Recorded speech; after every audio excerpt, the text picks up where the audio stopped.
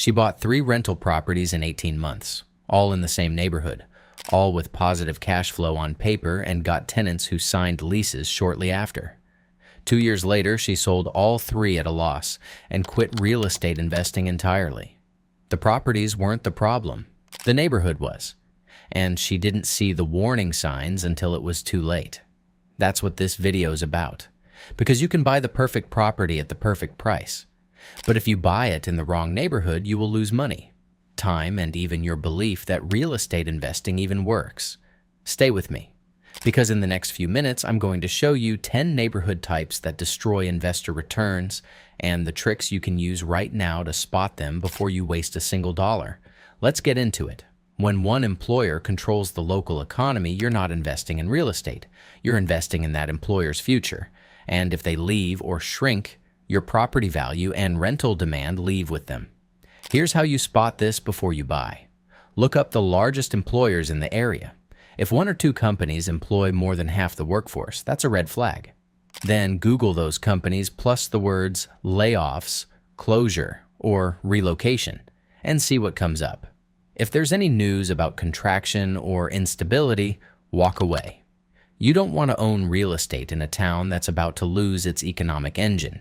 Every market has that neighborhood, the one that's been up and coming for a decade. Except it never does. You see a few renovated homes, maybe a coffee shop that opened and closed, a mural on the side of a building, and promises from the city council about revitalization. But rents are still flat, crime is still high, and good tenants still choose to live somewhere else. This is the gentrification story that stalled, and it might stay stalled for another 10 years. The problem with these neighborhoods is that investors keep buying based on hope instead of data. They think they're getting in early, but what they're actually doing is catching a falling knife. I watched someone buy 4 properties in a neighborhood that had been gentrifying since 2008. By 2023, rents were exactly the same. Property values hadn't moved, and she was stuck managing problem tenants in a problem area with no exit. Let me paint the picture. You find the perfect property. The cash flow looks incredible on paper. Then you visit the neighborhood. Bars on every window, boarded up houses on the same block, people hanging out on corners in the middle of the day. Your gut immediately tells you to leave. But the cash flow, the numbers say it works. Here's what those numbers aren't telling you.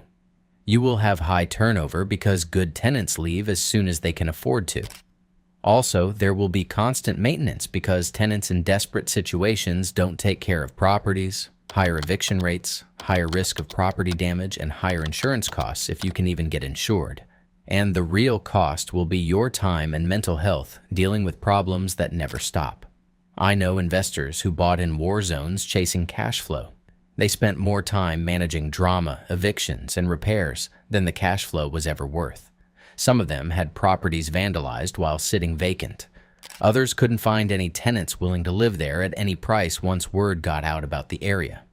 Here's the hard truth about war zone investing. The cash flow has to be dramatically higher to compensate for the risk and headache. And even then, it's often not worth it for a new investor who doesn't have systems in place to manage high-risk areas. Here's a pattern that kills property value slowly. You buy in a suburban neighborhood where there's affordable homes and decent rent demand. Everything seems fine. Then you look at the school ratings. The local elementary school is rated 2 out of 10. The high school is even worse. Test scores are in the bottom percentile statewide. The district has been on a watch list for years. You think, I'm not buying for the schools, I'm buying for rental income.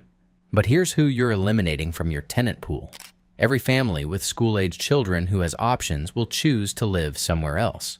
The only families who stay are the ones who can't afford to leave. That limits your demand, caps your rent growth, and makes your property harder to sell when you eventually want out. Good schools drive long-term property values. Bad schools cap them. Even if you're renting to tenants without kids today, the resale value of your property is tied to whether families want to live there tomorrow.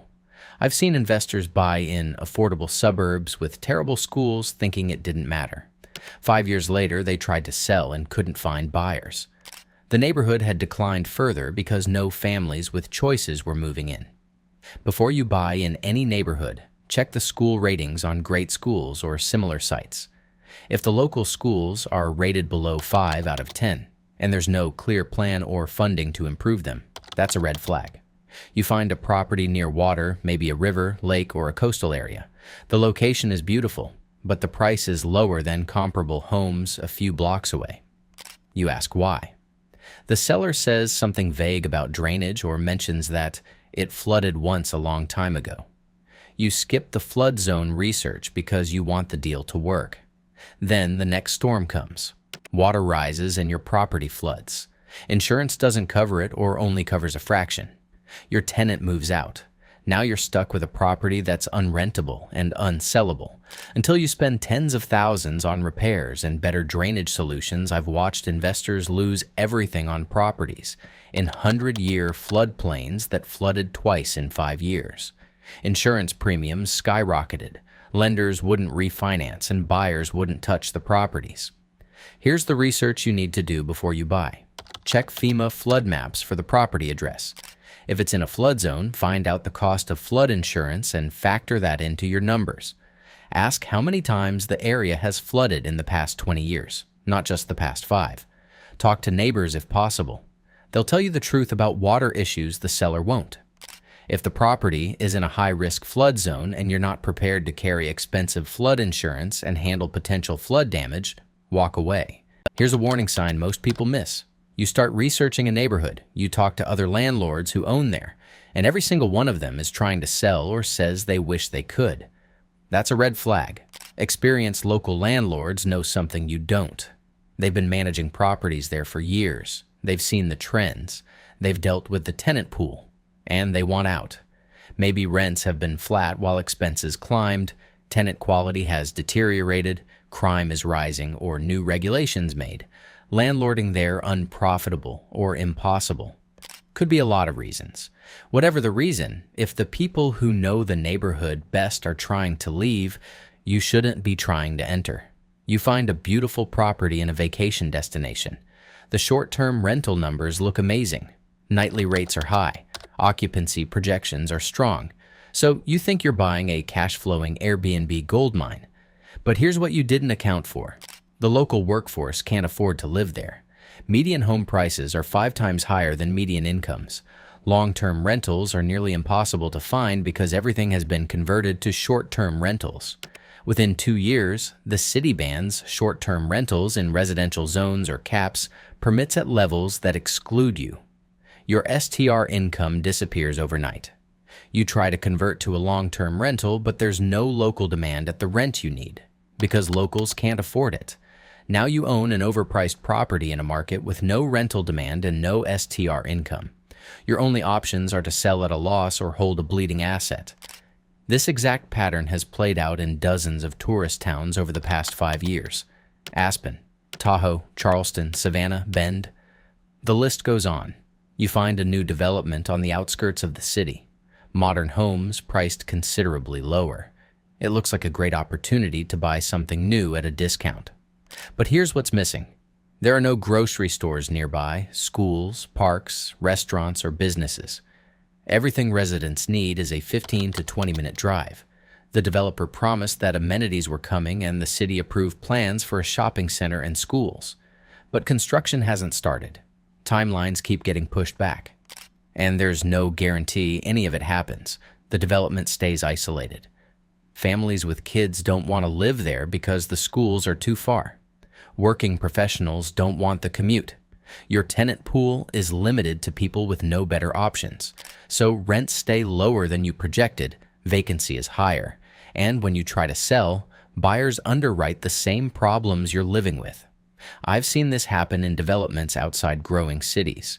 Developers sold the vision and buyers believed it, but the infrastructure never came. You buy a rental property. The numbers work. Cash flow is positive. Everything looks great. Then you get your first full-year property tax bill. It's double what you underwriting or even triple. You call the county. They explain that the area was just reassessed, or a new school levy passed, or the city is raising millage rates to cover budget shortfalls. Your cash flow just disappeared, and there's nothing you can do about it. Property taxes are one of the most underestimated killers of rental cash flow, and they're going up in more places than they're going down. If property taxes are already eating more than 25% of your gross rent, or if they've doubled in the past 3 years, that's a red flag. You buy a rental in a city where rents have been climbing steadily. Cash flow looks strong and appreciation looks promising. Everything points to a good investment.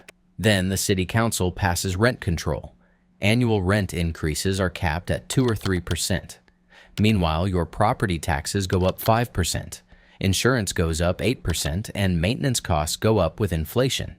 Your expenses are rising faster than you're allowed to raise rent. Your cash flow shrinks every year, and there's no legal way to fix it. Rent control destroys the economics of rental investing, and it's spreading to more cities every year.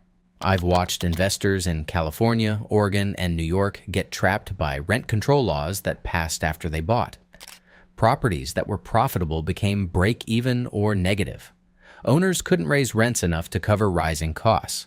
Some sold at a loss, while others just stopped maintaining the properties because they couldn't afford to. Before you buy in any city, research whether rent control is currently in place or being discussed. If rent control already exists, model your cash flow assuming you can never raise rent faster than inflation. If it's being proposed, assume it will pass and decide whether the property still works under those constraints. The bottom line is never buy in a rent control market unless you're prepared to operate under those restrictions forever. These are 10 neighborhoods you should avoid as a real estate investor.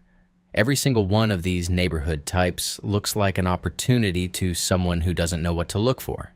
But to experienced investors, they are traps. Drop a comment and tell me which neighborhood type you've seen destroy investor returns in your market, or which one you almost bought into before you saw the warning signs. And if this video helped you avoid a bad neighborhood, hit that like button so I know to keep making content like this. See you in the next one.